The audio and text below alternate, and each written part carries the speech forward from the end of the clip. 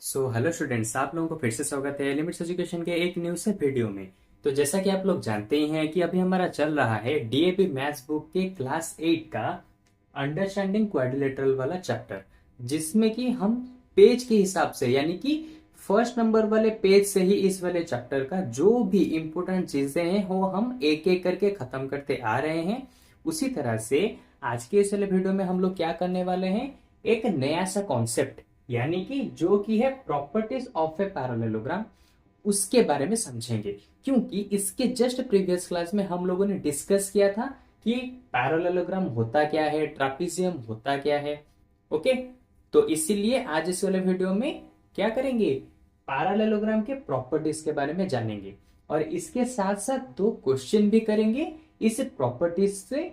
मतलब कि इस प्रॉपर्टीज को यूज करके किस तरह के क्वेश्चन आएंगे तुम्हारे एग्जाम में, उस तरह के दो क्वेश्चन को भी हम लोग सॉल्व करेंगे और ये दोनों क्वेश्चन तुम्हारे बुक में भी दिए गए हैं। ओके, अच्छा तो देखो सबसे पहला वाला मतलब कि प्रॉपर्टी क्या कह रहा है, opposite angle of a parallelogram are equal. यानी कि अगर तुम्हारे पास एक पैरेललोग्राम है इस तरह से, ठीक है, इस तरह से तुम्हारे पास एक पैरेललोग्राम है, उसका नाम मैं ले जाता हूं A B C D. First number पे इसने कहा है opposite angle of a parallelogram are equal, यानी कि पैरेललोग्राम के ऑपोजिट एंगल हमेशा इक्वल होते हैं। ए के साथ इक्वल होगा सी और बी के साथ इक्वल होगा डी।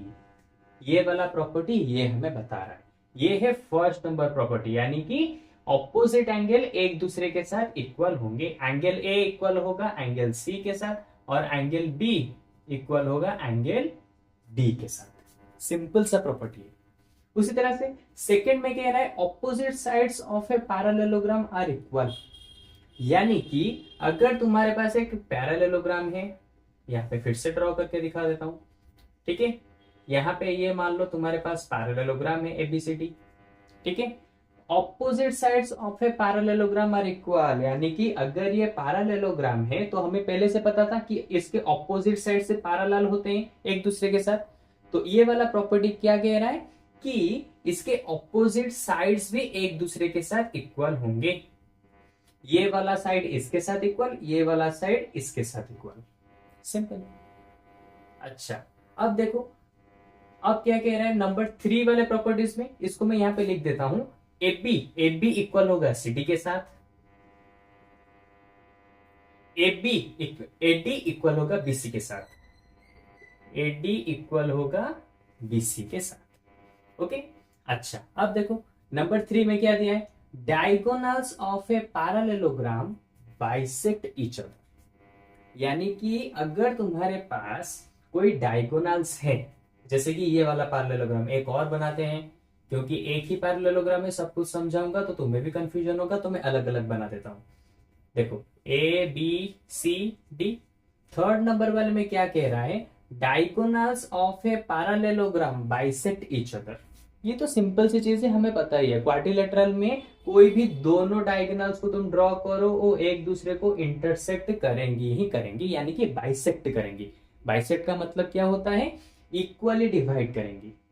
ओके, बाइसेक्ट और इंटरसेक्ट में बहुत डिफरेंस है।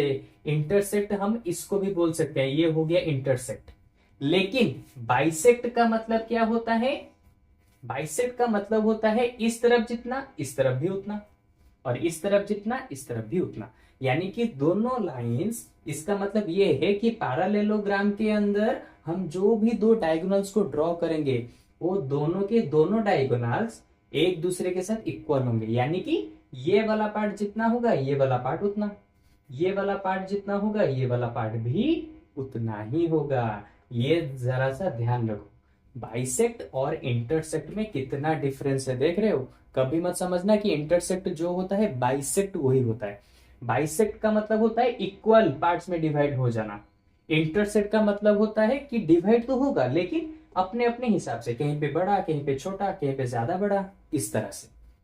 ओके, अब आया लास्ट वाला, ये कोई प्रॉपर्टीज नहीं है लेकिन क्वेश्चन को सॉल्व करने के दौरान इसको तुम्हें यूज करने की जरूरत पड़ेगी, इसलिए मैं तुम्हें यहां पे इसे बता रहा हूं।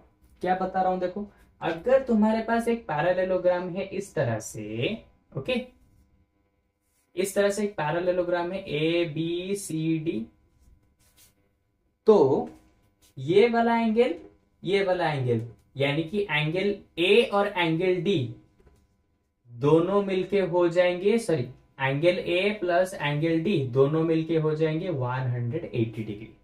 यानी कि interior angles on the same side, same side में जो इंटीरियर एंगल्स होंगे of the transversal some is 180 degree. यानी कि पैरेललोग्राम के अंदर एक ही साइड में, सेम साइड में जो एंगल होंगे उन दोनों को मिलाओगे 180 डिग्री ही आएगा। उसी तरह से बी और सी सेम साइड में है तो इन दोनों को मिलाओ 180 डिग्री ही आएगा। उसी तरह से ए और बी दोनों को मिलाओ 180 डिग्री ही आएगा। उसी तरह से डी और सी को मिलाओ 180 डिग्री ही आएगा। इन दोनों में डिफरेंस देख लो, इसमें कहा है ऑपोजिट एंगल इक्वल होते हैं, लेकिन इसमें कहा है एक ही साइड में जो एंगल्स होते हैं उन दोनों को मिलाओगे 180 डिग्री हमेशा आता है। तो ये प्रॉपर्टीज अगर तुम्हें याद है तो कोई भी पैरेललोग्राम का क्वेश्चन तुम इजीली कर पाओगे कुछ ही मिनट के अंदर। ओके, तो ये तो हो गया हमारे सारे के सारे प्रॉपर्टीज। तो अब मैं क्या करूंगा, इस प्रॉपर्टीज को यहीं पे रहने दूंगा और इन सभी को इरेज करके एक एक क्वेश्चन हम करते हुए जाएंगे। ओके, तो सबसे पहले मैं इसको इरेज करके पहला वाला क्वेश्चन को लिख देता हूं। चलो इसको पहले इरेज कर देते हैं। देखो इस वाले फर्स्ट वाले क्वेश्चन में क्या दिया है, find angle B, angle C, angle D, ये तीनों को तुम्हें फाइंड करना है और यहां पे ये वाला एंगल ऑलरेडी गिवन है, यानी कि if angle A equal to 70 degree so you have to find these angles. ठीक है, तो इन सारे एंगल्स को तुम्हें निकालना है। सबसे पहले कैसे निकालेंगे, देखो यहां पे क्या दिया है, opposite angle of a parallelogram are equal, यानी कि ऑपोजिट एंगल हमेशा इक्वल होते हैं, तो ए जितना होगा सी उतना ही होगा और बी जितना होगा डी भी उतना ही होगा। तो देखो पहला वाला सी का आंसर हमें मिल गया, क्योंकि angle C equal to angle A, क्यों, ऑपोजिट एंगल, ऑपोजिट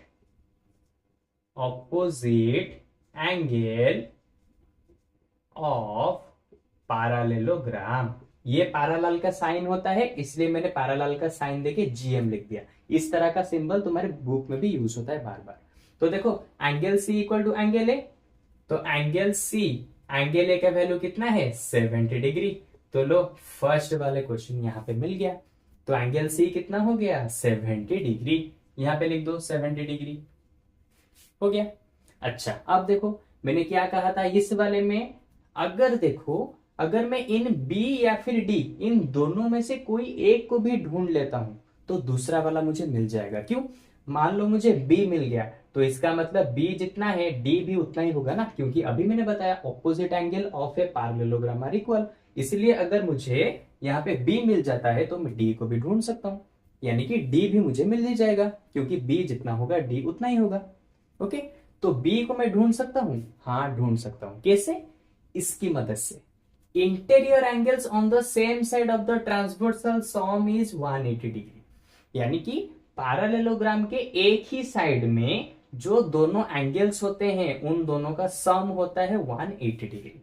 तो मैं यहां पे लिखूंगा angle A plus angle B equal to 180 degree. Reason में क्या लिखूंगा, रीजन में लिखूंगा ऑपोजिट साइड, ये जो दिया है ऊपर opposite side interior angles, sorry interior angles, गलती से मैंने ये लिख दिया, लिखो interior angles on same side हो गया, यानी कि पैरेललोग्राम के इंटीरियर जो एंगल्स होते हैं एक ही साइड में तो उन दोनों का सम होता है 180 डिग्री। तो angle A plus angle B हो जाएगा 180 डिग्री, एंगल ए कितना है 70 degree plus B equal to 180 degree, तो बी कितना हो जाएगा 70, इस तरफ जाके माइनस हो जाएगा तो 180 डिग्री माइनस 70 डिग्री यानी कि 110 डिग्री। तो बी कितना मिला, बी हमें मिल गया 110 डिग्री। तो लो अब मैंने बताया था अगर बी मिल गया तो डी भी मिल जाएगा, क्यों, opposite angles of a parallelogram are equal. तो अब क्या लिखोगे, angle B equal to angle T, reason में ऑपोजिट एंगल ऑफ पैरेललोग्राम, जो मैंने यहां पे लिखा था। तो एंगल बी जितना होगा एंगल डी ही उतना ही होगा। तो लो, एंगल बी हो गया कितना, एंगल बी तो 70 डिग्री है, सॉरी 110 डिग्री हमने निकाल लिया। तो डी भी कितना हो जाएगा, डी भी हो जाएगा 110 डिग्री। यहां पे डी निकल गया, यहां पे बी निकल गया, यहां पे सी निकल गया। देखा कितना सिंपल था।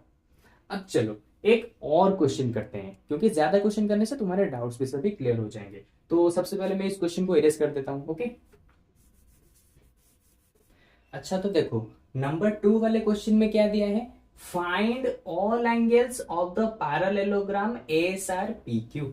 यानी कि यहाँ पे जो पैरेललोग्राम तुम यहाँ पे देख रहे हो, ठीक है, एस आर पी क्यू, गलती से मैंने पी क्यू लिख दिया, इसको लिखना है एस आर क्यू पी, क्योंकि हम नेमिंग हमेशा इस तरह से करते हैं या फिर इस तरह से करते हैं। एस आर पी क्यू इस तरह से नेमिंग नहीं हो सकता। ओके, लो इसको भी मैंने करेक्शन कर दिया है, S R Q P, S R Q P. तो इसने कहा है S R Q P parallelogram के सभी एंगल्स को तुम्हें फाइंड करना है।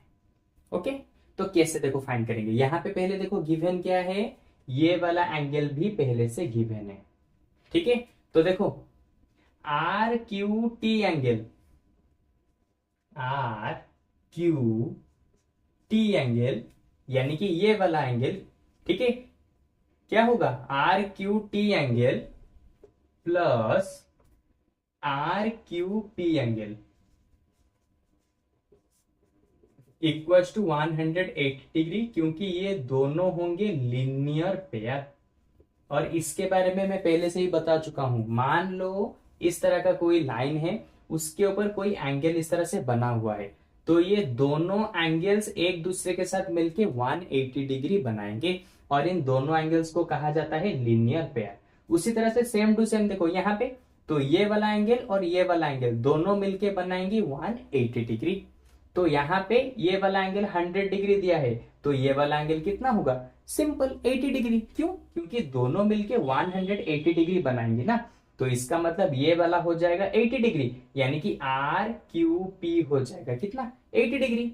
तो निकाल लो यहाँ पे आर क्यू टी कितना दिया है, आर क्यू टी दिया है 100 डिग्री, तो 100 डिग्री इस तरफ आके माइनस हो जाएगा, तो आर क्यू पी निकलेगा 180 degree minus 100 degree equals to 80 degree. तो लो आर क्यू पी पहले निकल गया, जो कि है 80 डिग्री। और तुम्हें पता ही है कि पैरेललोग्राम में ऑपोजिट एंगल इक्वल होते हैं, तो इसका मतलब एंगल एस, ये वाला एंगल इक्वल होगा इसके साथ, यानी कि आर क्यू पी एंगल के साथ। इसका मतलब हो गया angle S equal to 80 degree. तो लो ये भी हमें मिल गया।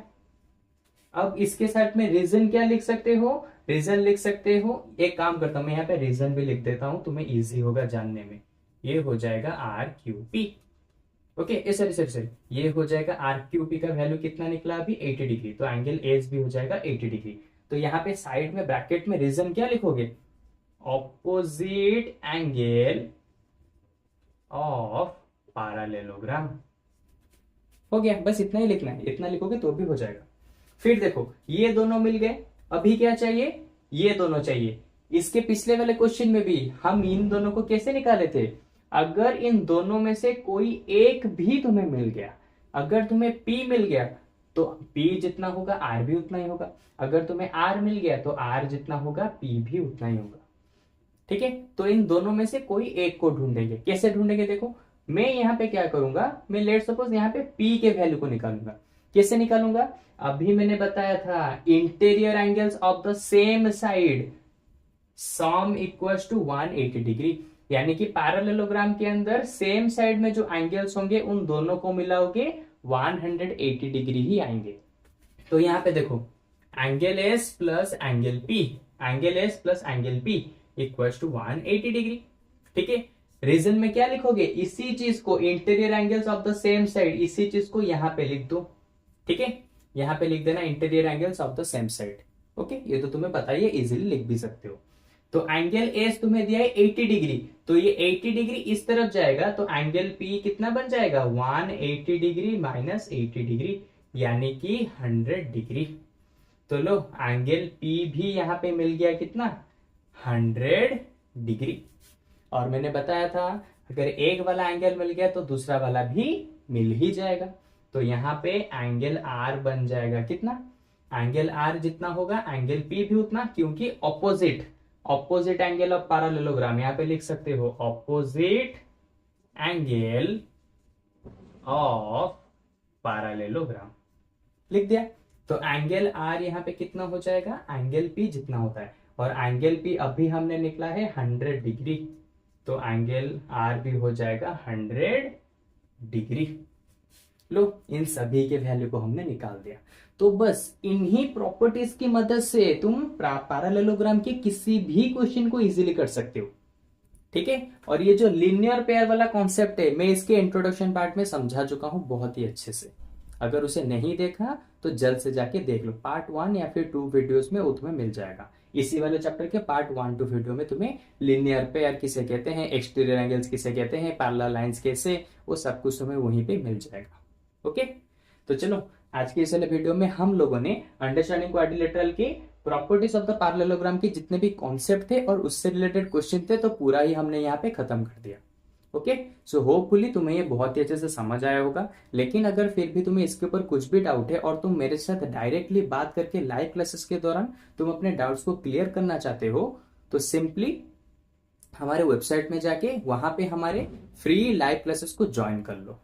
ओके, जहां पे मैं तुम्हारे साथ डायरेक्टली बात करके तुम्हारे सारे डाउट्स को क्लियर कराऊंगा, ठीक है। तो चलो आज के वीडियो में बस इतना ही। अब इसके नेक्स्ट वाले वीडियो में मिलेंगे इसी चैप्टर के कुछ नए नए कॉन्सेप्ट को लेके।